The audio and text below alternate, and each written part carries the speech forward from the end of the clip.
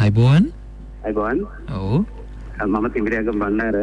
ඔව් තිඹිරියාගම බණ්ඩාර මහත්මයා සුබ දවසක් ඔබතුමාට. එසේම වේවා. ඔව්. ඔබේ මිතුරා එහා පැත්තේ දුරකථනේ ඉන්නවා. කතා කරන්න පුළුවන්. ඔව් ඒක තමයි මේ බෝකන්ද මහත්තයාගේ මේ කවිය ගැන කවිපිටු සංස්කරණය කරන කෙනෙක් හැටියට මට යම් අතීතයක අත්දැකීම් තියෙනවා. ඔව්.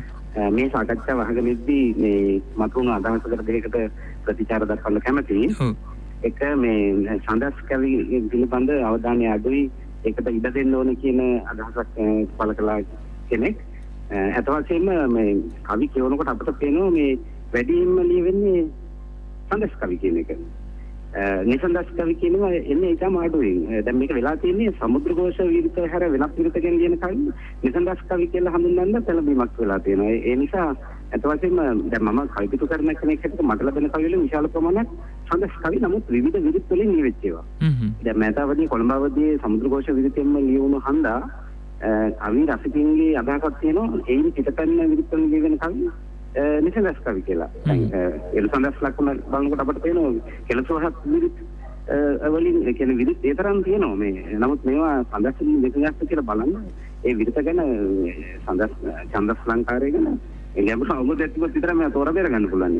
ඉතින් මේ අනික් එක මේ මම කැමති බෝගන කවියගේ කවි ගැන වචනයක් කතා කරන්න. මොකද මම යගේ හොඳ රසිකෙක් හන්දා. ඔව්. ඉතින් කවිය කියන එක්ස්ට්‍රා පවුන්ඩ් පවසලා තිනවා මේ කවි අත් වශයෙන්ම චිත්‍ර රූපයක් නිර්මාණය කළොත් ඒ චිත්‍ර රූපය අපි කවි රසිකව හැටියට චිත්‍ර රූපය ඒ කවියගේ චිත්‍ර රූපය ආස්වාදනය කරනකොට අපි සියලු දෙයින් අත්විඳිනා වගේ හැඟීමක් ඇති වෙන බව. ඉතින් එහෙම ඔහු කියන්නේ එක්ස්ට්‍රා කියන්නේ චිත්‍ර රූපයක් නිර්මාණය කරන්න පුළුවන් වුණොත් කවියකට ඔහු කවි දහස් ගණනක් නොලියවත් කමක් නැහැ කියන එක. ඒ වගේම බොරිස් පැස්ටර්නක් රූපකය ගැන කිව්වෙත් ඒ වගේ තමයි රූපකයක් නිර්මාණය කරන්න සමත් වුණොත් කවියක් කවි දහස් ගණන් නොලියවත් කමක් නැහැ කියන එක. බෝකන්ද කවියගේ කවි කියවනකොට අපිට පේනවා අත වශයෙන්ම ප්‍රබල චිත්‍ර රූප මවන්න ඔහු සමත් වෙලා තියෙනවා.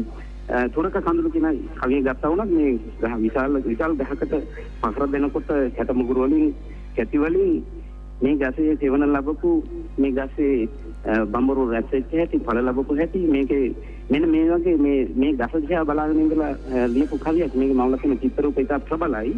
ඒ වගේම තව කාරණයක් තියෙනවා මේ බෝකන්ද කවිය කොළඹ කවියෙන් ආభాෂ ලැබපු කවිය ඒ වගේම වර්තමාන පරපුර ඇතුළු කරන කවියේ ඔහුගේ කවියේ තියෙනවා අපි හිතමු දැන් කුමාරගම කවිය කිසියම් වෘත්තාන්තයක් ග්‍රාමීය අත්දැකීමක් කවි කතාවක් හැටියට ලියනවා. දැන් බෝකන්ද කවියක ඇසුරු සාක්ෂියට අත්දැකීම වෙලා තියෙන්නේ පහුගිය කාලෙක අපේ රටේ සිද්ධ වෙච්ච ඛේදවාචකයක් දැරියක් මේ අපහසුතාවක් ලක් කරලා මරා දැමීම ගැන මේක කවි කතාවක් හැටියට තමයි ඔහු ලියන්නේ. තම සංයමයෙන්.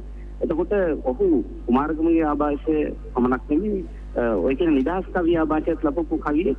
අත වශයෙන්ම කවියෙකුගේ රමණීයම කවිය මම හිතන්නේ කවියෙක් ගැන රමණීය විතර හිතන එක සරාසඳ කියන කවි පන්ති ඔහු ලියලා තියෙන්නේ නුවරඑළියේ පැවති විමු ප්‍රචන්ද බණ්ඩාර කවියගේ කවි පොතේ දොරට එළුණු ඔහුට යන්න හම්බුනේ නැහැ. නමුත් සරාසඳ කියලා ඔහු හඳුන්වලා තින්නේ සරච්චන්ද්‍ර.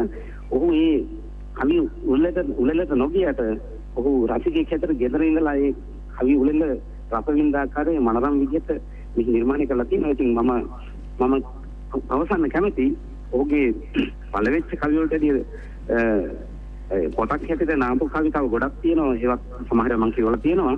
අන්ත අත් වශයෙන්ම මේ පොතේ ඊටම හොඳ කවි තියෙනවා.